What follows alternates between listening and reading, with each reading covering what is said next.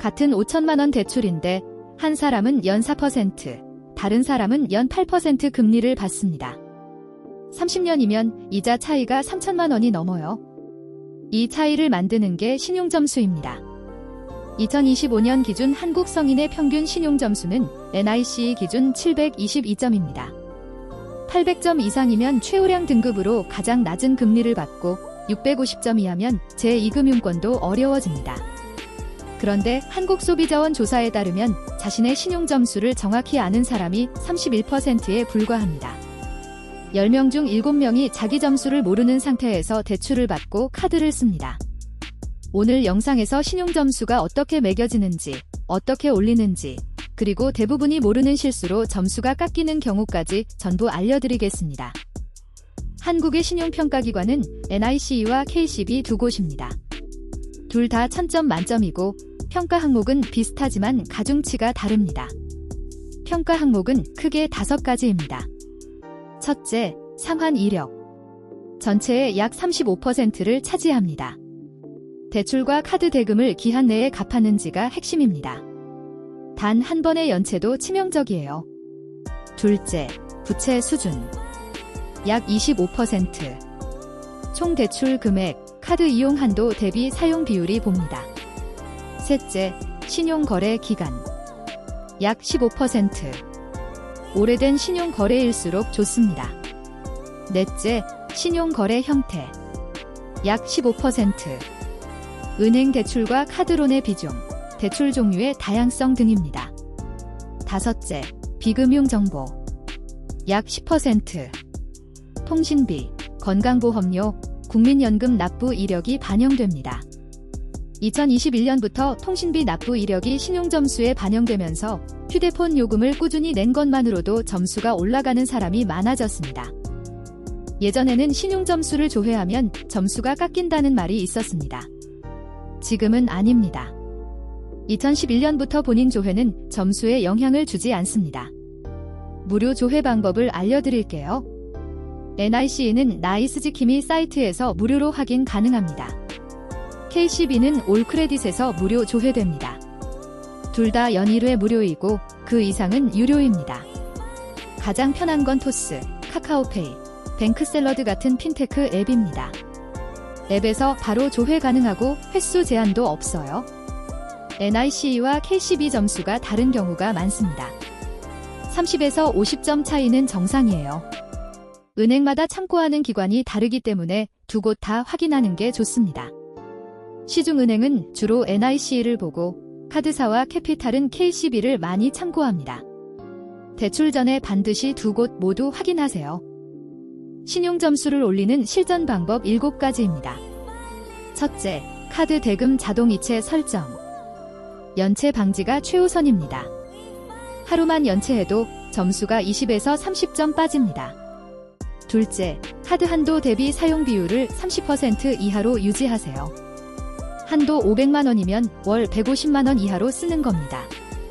이 비율을 신용 이용률이라고 하는데 30%를 넘으면 점수가 깎입니다. 셋째, 통신비와 공과금을 6개월 이상 정상 납부하면 비금융 정보 점수가 올라갑니다. NIC 기준 최대 30점 가산됩니다. 넷째, 체크카드만 쓰지 말고 신용카드를 적정 사용하세요. 신용거래 이력이 없으면 점수 자체가 형성되지 않습니다. 다섯째, 대출은 가능하면 은행권에서 받으세요. 제2금융권 대출이 있으면 감점 요인입니다. 여섯째, 불필요한 대출 조회를 줄이세요. 본인 조회는 괜찮지만 은행이나 카드사가 하는 타인 조회는 단기간에 여러 번 일어나면 감점됩니다. 대출 비교할 때 가급적 한두 곳에 집중하세요. 일곱째, 장기 연체 기록이 있다면 소멸시효를 확인하세요.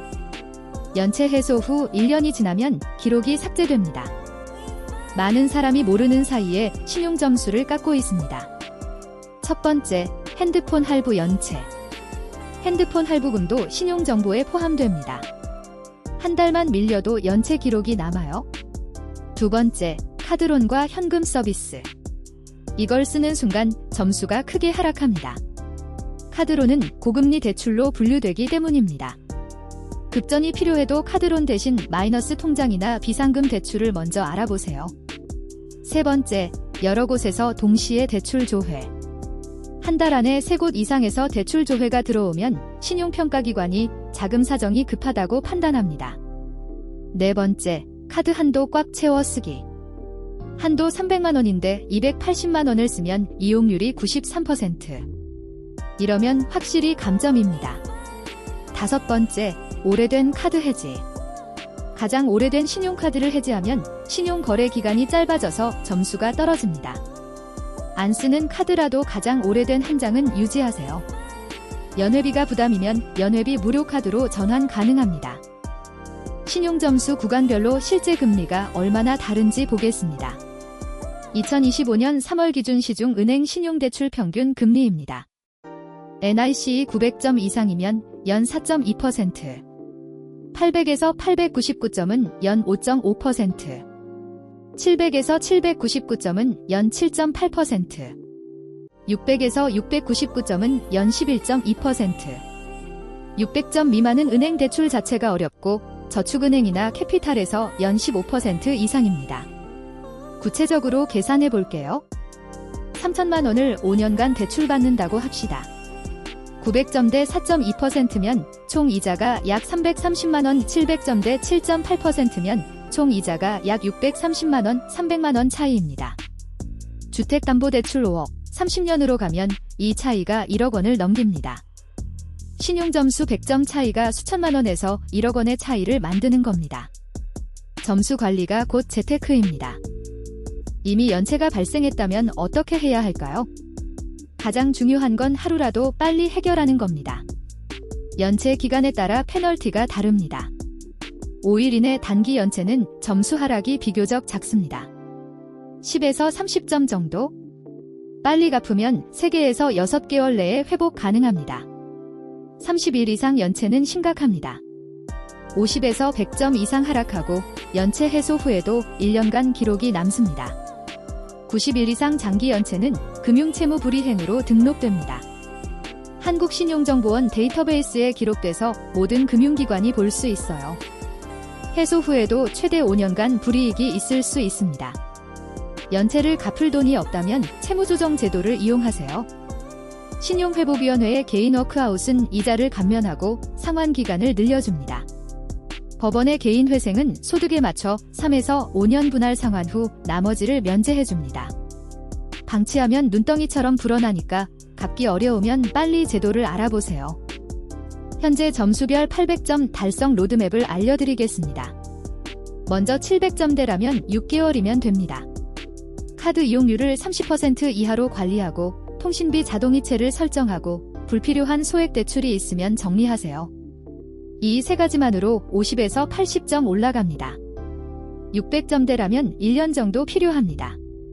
연체 기록이 있으면 먼저 해결하고 카드론이나 현금 서비스 이용 내역이 있으면 상환하세요. 그리고 은행권 소액 대출을 받아서 정상 상환 이력을 만드세요. 500점대 이하라면 신용회복위원회 상담을 먼저 받으세요. 채무조정을 통해 연체를 해소하고 이후 체크카드부터 시작해서 신용거래 이력을 다시 쌓아가야 합니다. 2에서 3년이 걸릴 수 있지만 충분히 회복 가능합니다. 핵심은 꾸준함입니다. 한 달에 한 번 점수를 확인하면서 관리하세요. 정리하겠습니다. 신용점수는 상환 이력 35%, 부채 수준 25%, 거래 기간 15%, 거래 형태 15%, 비금융 정보 10%로 결정됩니다. 올리는 핵심은 연체 제로, 카드 이용률 30% 이하, 통신비 정상 납부. 이 세 가지가 전체의 70%를 좌우합니다. 깎이는 실수는 카드론 사용, 한도 초과, 다중조회, 오래된 카드 해지. 모르면 당하는 겁니다. 신용점수 100점 차이가 대출 금리 2에서 3%포인트 차이를 만들고 주담대 기준으로 수천만 원에서 1억 원의 차이가 납니다. 지금 당장 토스나 카카오페이에서 점수를 확인하세요. 그게 첫걸음입니다. 머니뷰파인더였습니다. 구독과 좋아요 부탁드립니다.